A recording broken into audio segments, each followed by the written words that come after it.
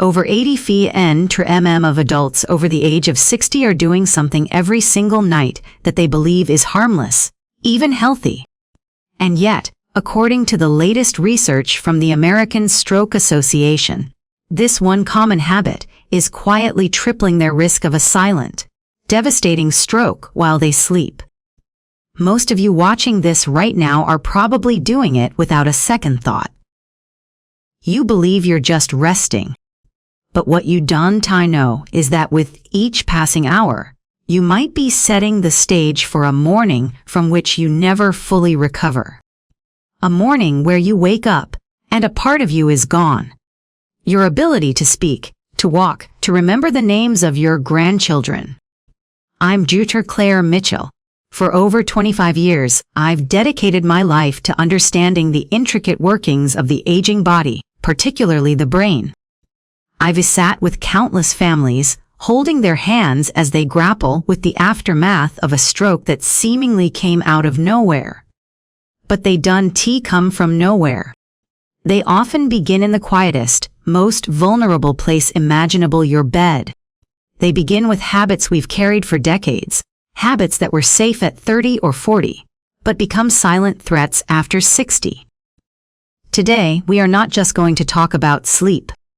We are going to pull back the curtain on the 9 most dangerous nighttime habits that may be strangling blood flow to your brain, starving it of oxygen, and creating the perfect storm for a clot to form while you are completely unaware.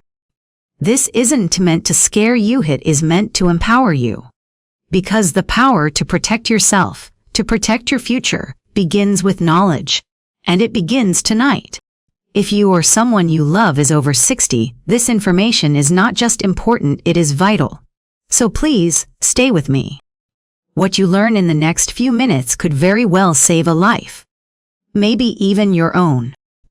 Before we dive deep, if you believe in the power of knowledge to protect our health, take a moment to press the like button and subscribe to the channel. It's a small click for you, but it tells YouTube that this is information our community needs to see. Now, let's begin with the most common and misunderstood position of all. The one many believe is the epitome of comfort and safety: sleeping flat on your back, with no pillow. It feels natural, doesn't it?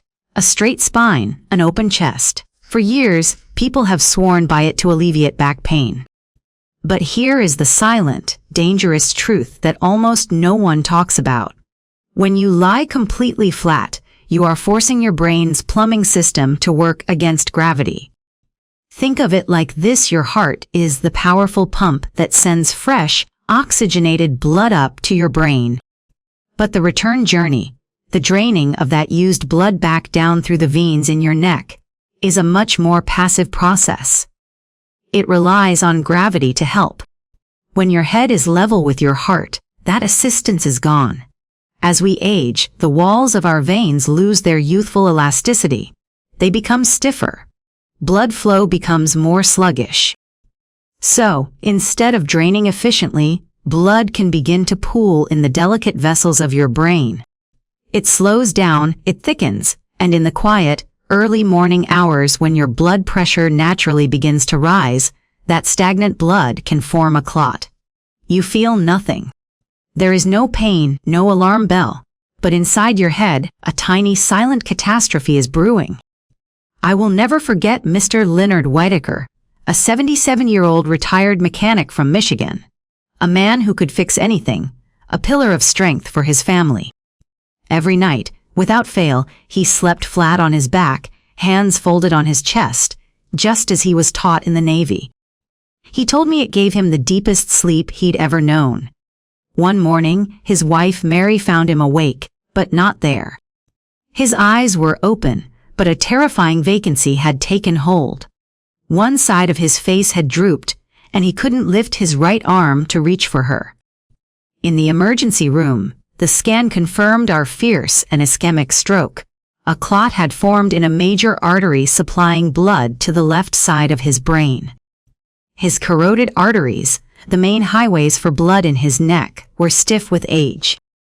The doctors said his sleeping position, combined with his age, created the perfect environment for that clot to form. They dissolved it, but a part of Leonard was lost that day. His speech is slower now, the words harder to find. He uses a walker to get around the garage he once commanded. Mary now carefully props him up on 2 pillows every night, a simple act of love and protection they both wish they had known about years ago. This is especially dangerous for anyone with hypertension, a history of heart issues, sleep apnea, or those taking blood pressure medications. The solution is remarkably simple. Elevate your head slightly, about 20 to 30 degrees. Just 1 or 2 supportive pillows can make all the difference. The goal is to create a gentle downward slope, allowing gravity to become your brain's best friend, helping to drain that blood and prevent it from pooling. It's not about comfort. It's about circulation. It's about protecting the very essence of who you are. But if you think lying flat is a risk, what happens when you turn over?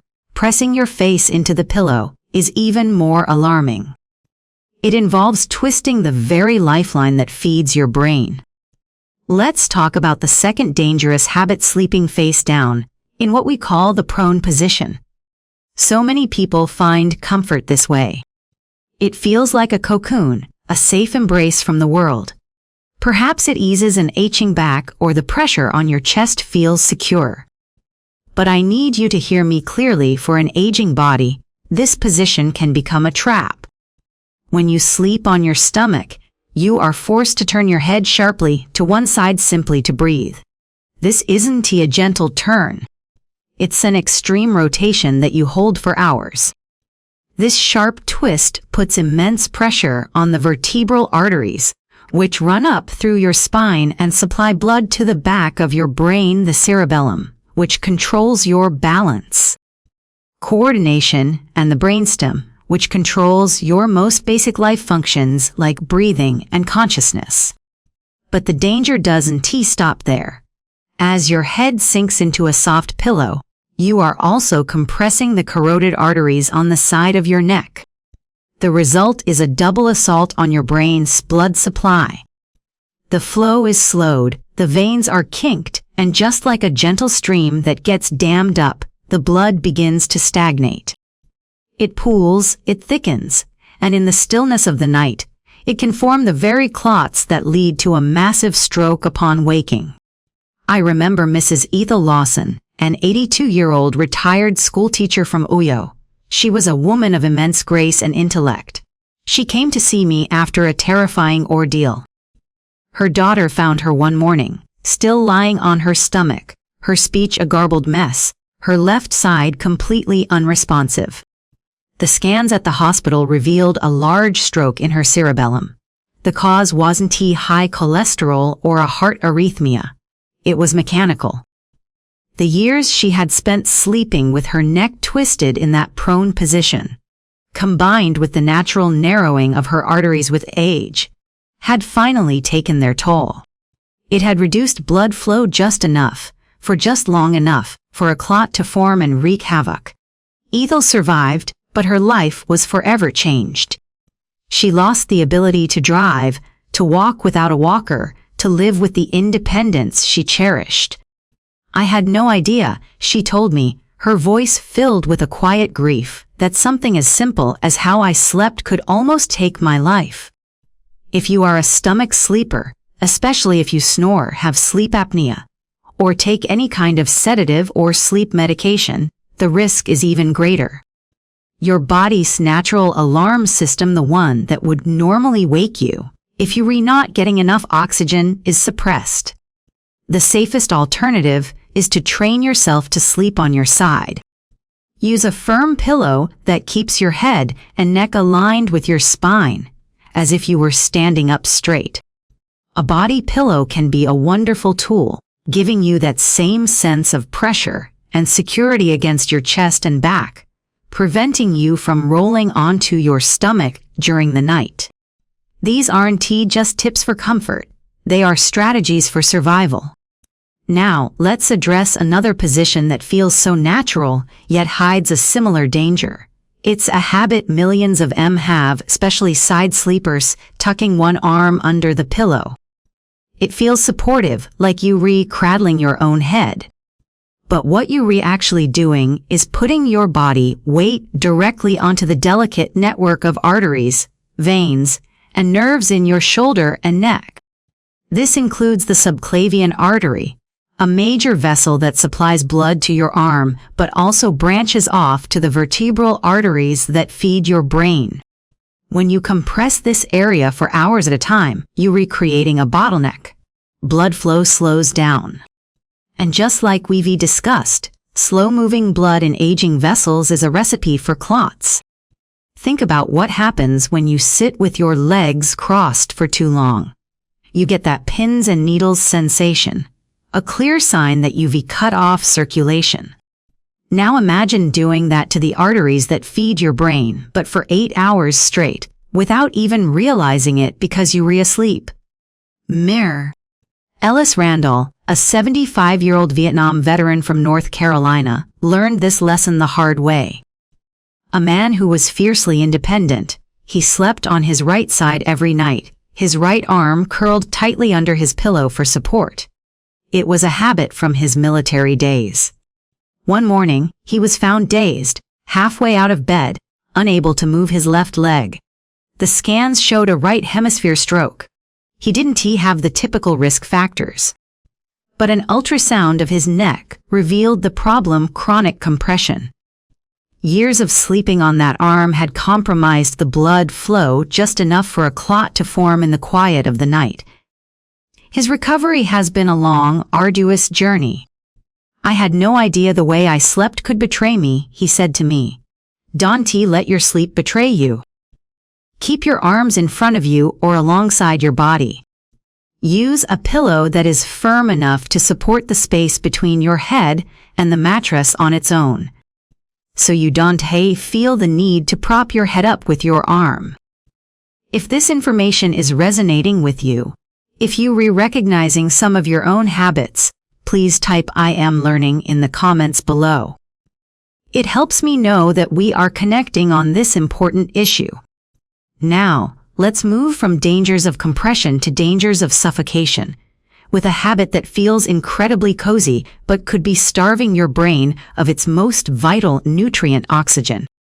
I'm talking about the fourth dangerous habit: sleeping with a heavy blanket or comforter pulled up over your head.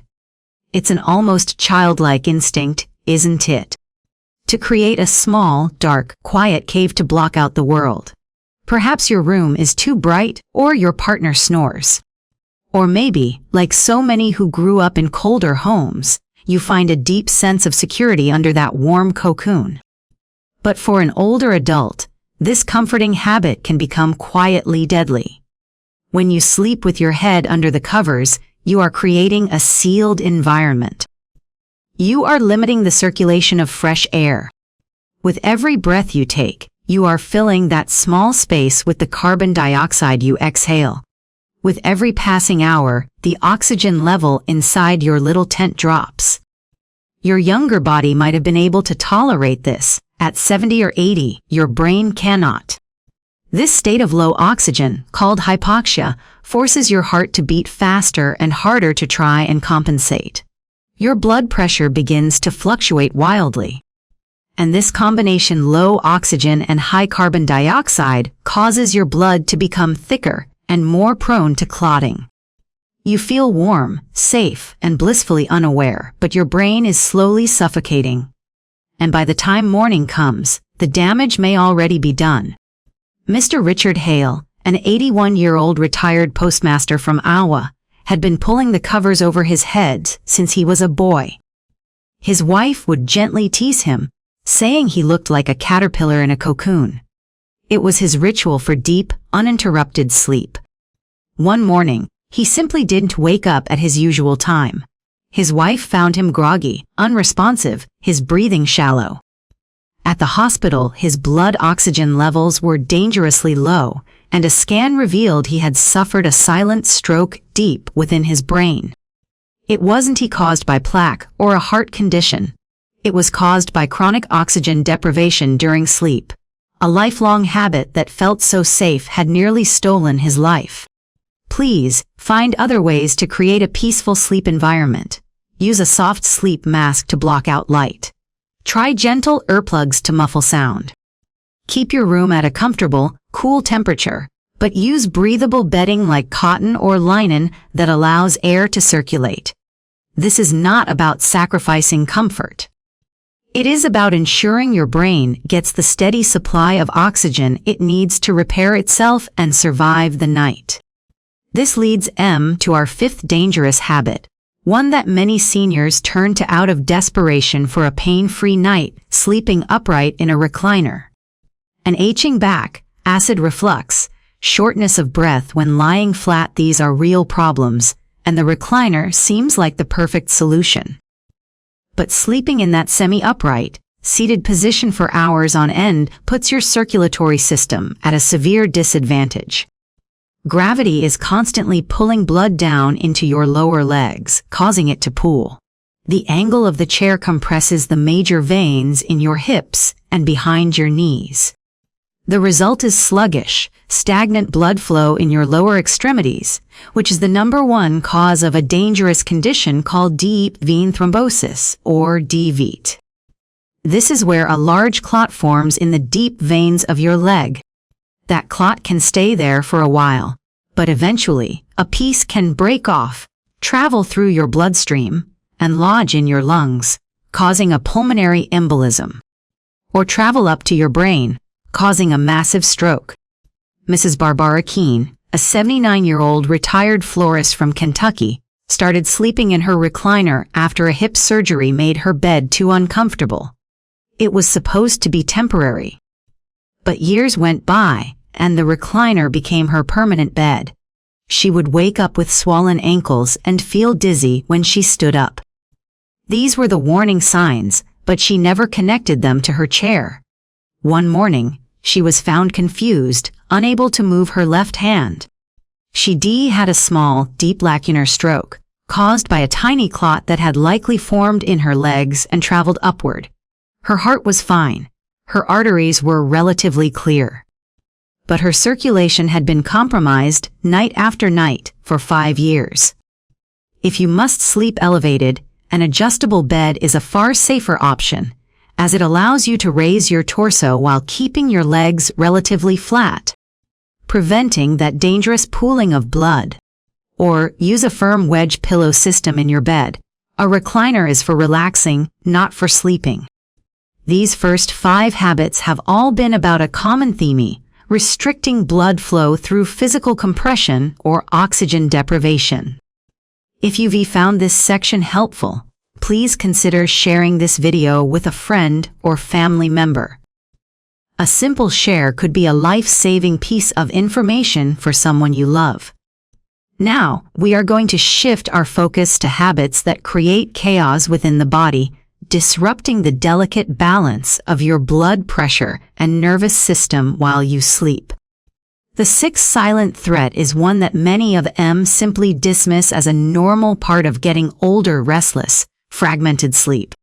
Tossing and turning, waking up every hour, the inability to find a comfortable position.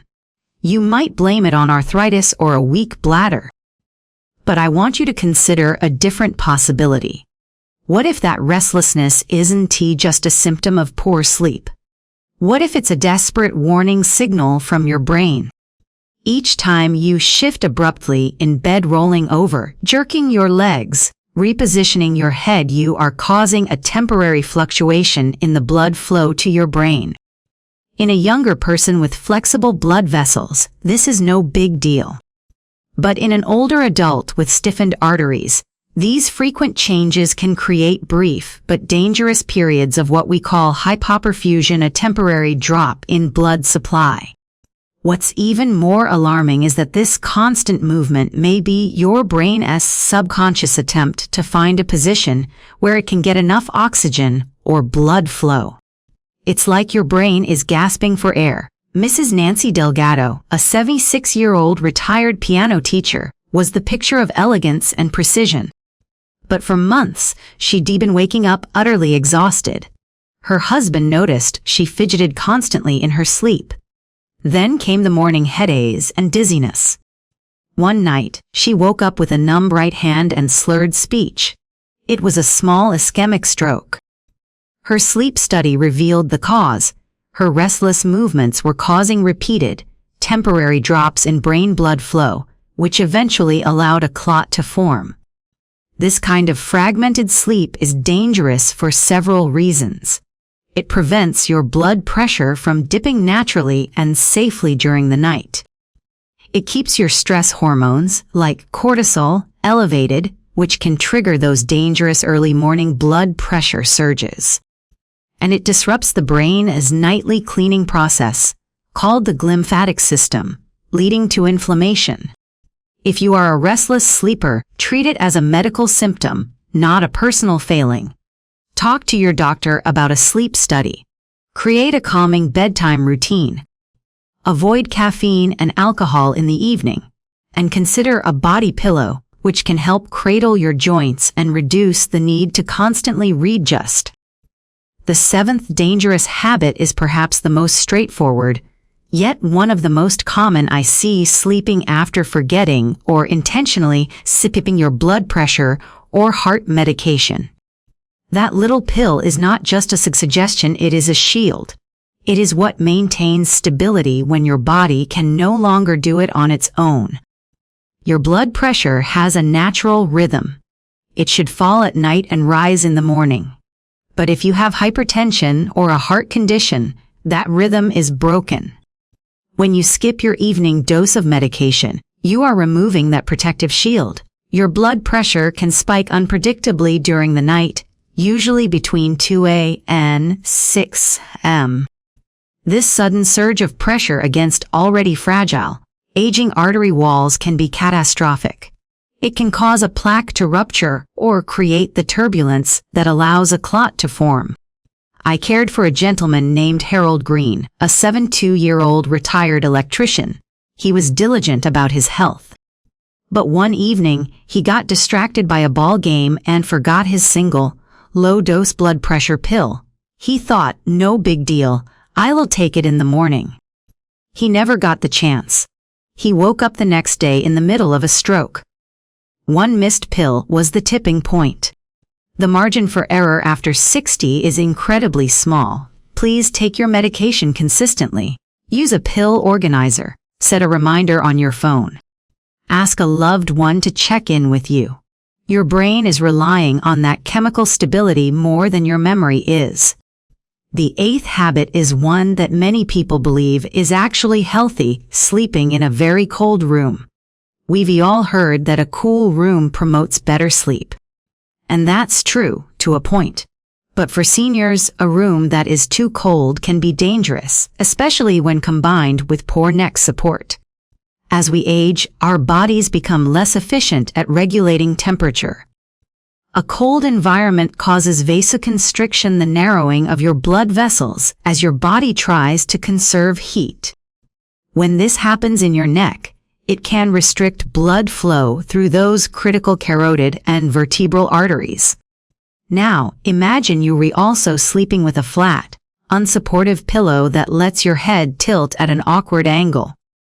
You now have a deadly combination: cold-induced vessel narrowing and mechanical compression. Together, they can drastically reduce the oxygen supply to your brain. This is exactly what happened to Ms. Loretta Dixon, a 78-year-old retired nurse from Montana. She loved the feeling of a crisp, cool bedroom.